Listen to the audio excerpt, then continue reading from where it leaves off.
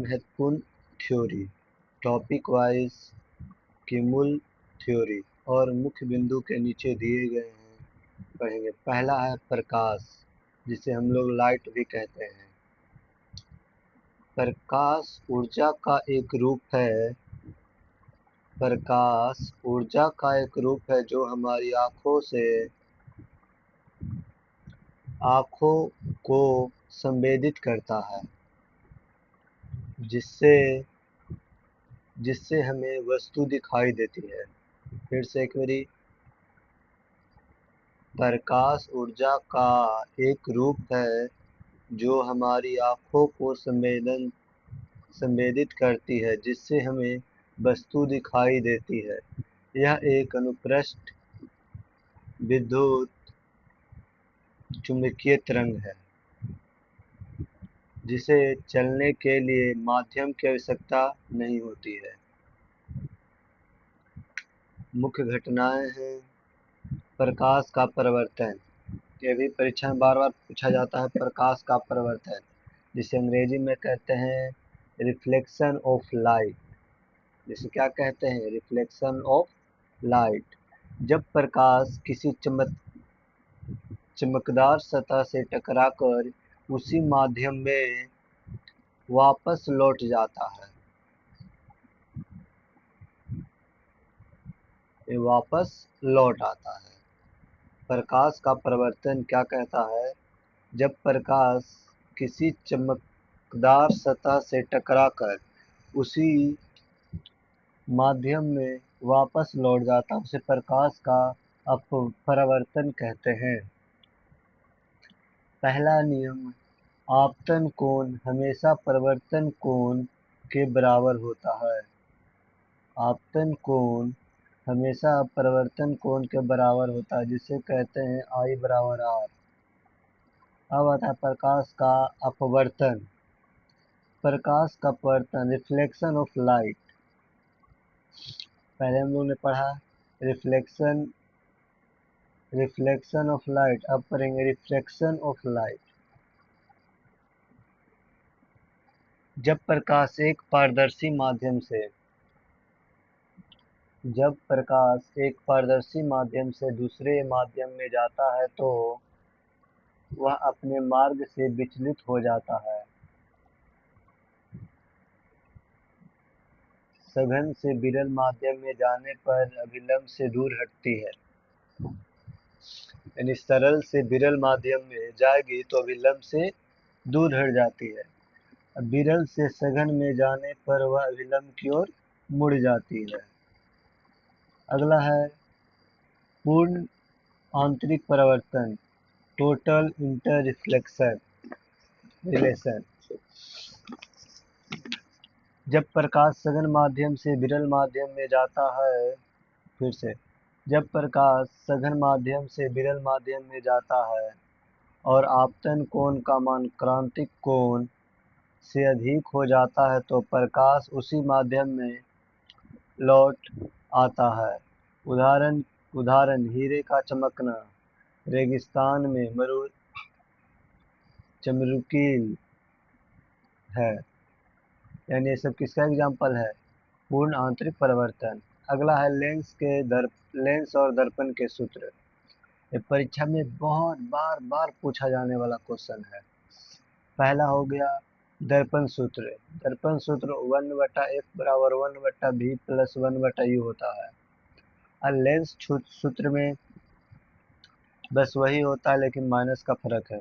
1/f बराबर 1/v minus 1/u। यहाँ देखिए दर्पण सूत्र में 1/f बराबर 1/v प्लस 1/u है। यहाँ लेंस सूत्र में 1/f बराबर 1/v माइनस 1/u है। यही बार बार कंफ्यूज होता है, इसलिए याद कर ले। अगला टॉपिक है विद्युत धारा, जिसको कहते हैं इलेक्ट्रिक करंट। आवेश यानी चार्ज के प्रभाव की दर को विद्युत धारा कहते हैं। यानी आवेश के प्रवाह को, यानी एक जगह से दूसरे जगह जो प्रवाह करता है उसी को विद्युत धारा कहते हैं। सूत्र I बराबर Q2 होता है, जहां I धारा है Q आवेश है, T समय है। मानक एम्पियर, मात्रक होता है इसका एम्पियर।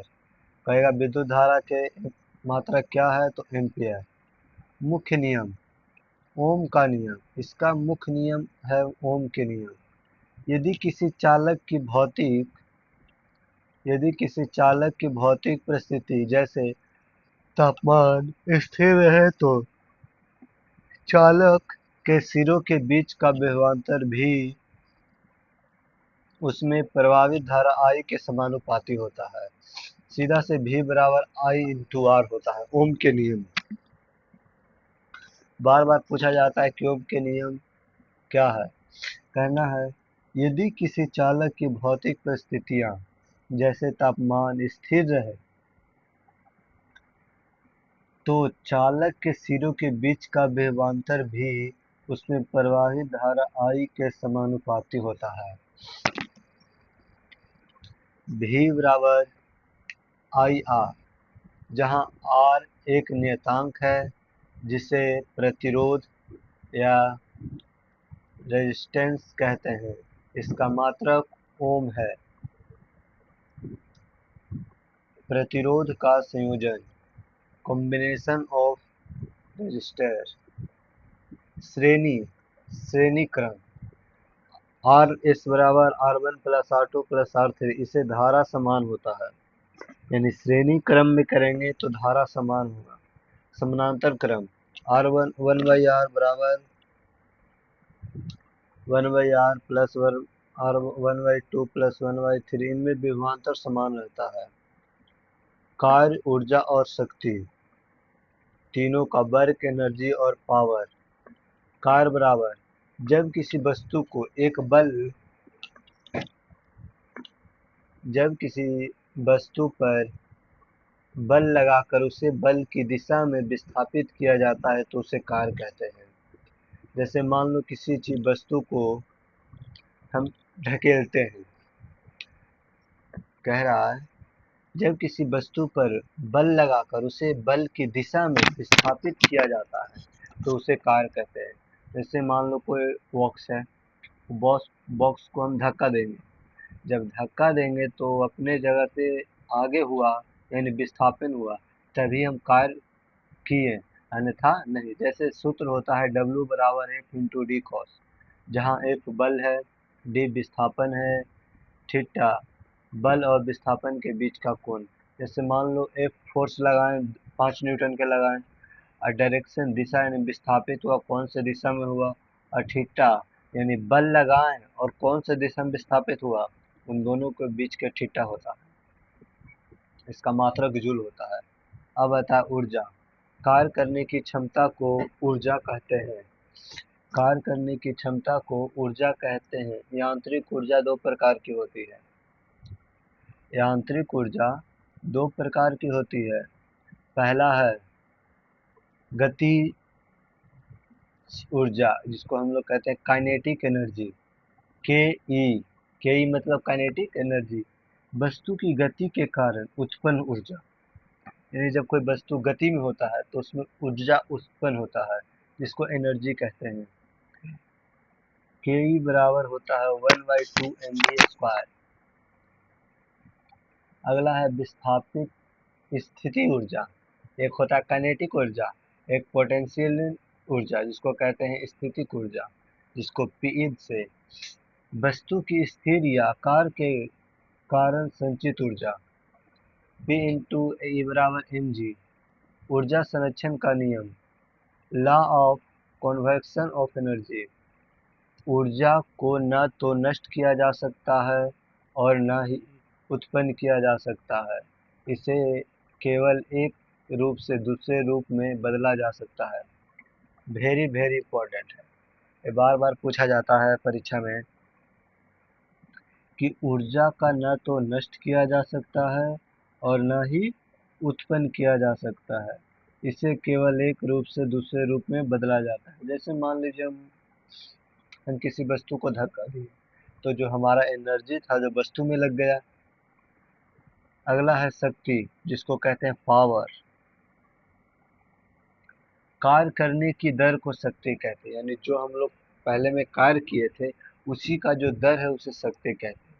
इसको P बराबर W/T कहते हैं। मात्रक वाट या अवशक्ति 1 HP बराबर 746 वाट होता है।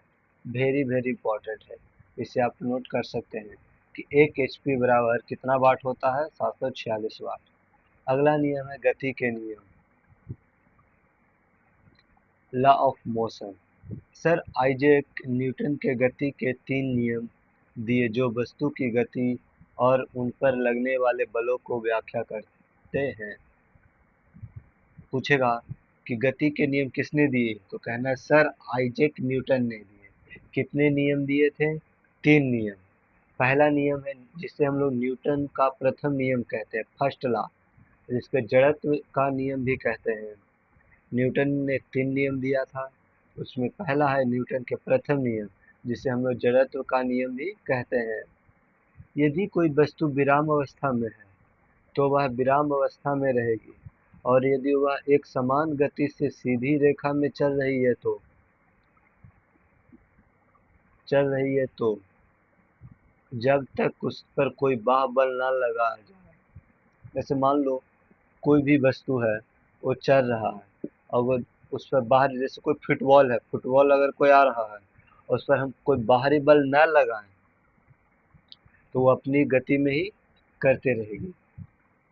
उसी तरह करा, यदि कोई वस्तु विरामावस्था में है तो वह विराम में रहेगा, और यदि वह एक समान गति से सीधी रेखा में चल रहा है तो वह एक गति में चलता रहेगा जब तक कि उस पर कोई बाहबल न लगाया जाए। इसे गैलीलियो का नियम या जड़त्व का नियम भी कहते हैं। इसे किसका नियम, गैलीलियो का नियम भी कहते हैं। उदाहरण, बस से अचानक चलने पर यात्री का पीछे की ओर झुकना। ऐसे बोल रहे हैं हम कि जैसे कोई फुटबॉल है, फुटबॉल जा रहा है, एक बार उसको बाहरी बल लगाएगा तो स्टॉप हो जाएगा, नहीं लगाएगा तो आगे चलता रहेगा। अब आता है न्यूटन का दूसरा नियम, जिसे कहते हैं सेकंड लॉ। सेकंड लॉ को हम लोग संवेग का नियम भी कहते हैं। किसी वस्तु के संवेग परिवर्तन की दर, rate of change of momentum, उस पर लगाए गए बल के समानुपाती होता है और बल की दिशा में होता है। सूत्र होता है F बराबर m में, बल बराबर द्रव्यमान गुना त्वरण। अब न्यूटन के तीसरे नियम, थर्ड लॉ, जिसे क्रिया प्रतिक्रिया का नियम भी कहते हैं। क्रिया प्रतिक्रिया, प्रत्येक क्रिया के बराबर और विपरीत दिशा में एक प्रतिक्रिया होता है। दोनों बल हमेशा दो अलग अलग वस्तुओं पर कार्य करते हैं। उदाहरण के लिए रॉकेट का उड़ना, बंदूक से गोली चलने पर पीछे की ओर धक्का लगना, नाव से कूदने पर नाव को पीछे धक्का लगना। इसका सीधा एग्जांपल है, जब भी किसी व्यक्ति या किसी वस्तु को मारते हैं तो जितना बल लगाते हैं, यानी फोर्स हम लगाते हैं उस व्यक्ति को मारने पर या किसी को फेंकने पर, उतना ही बल हमारे पास भी लगता है। उसी को कह रहा है प्रत्येक क्रिया के बराबर विपरीत प्रक्रिया।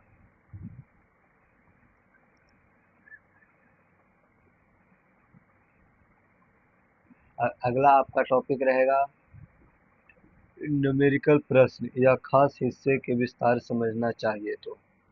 इसे लाइक, सब्सक्राइब और चैनल को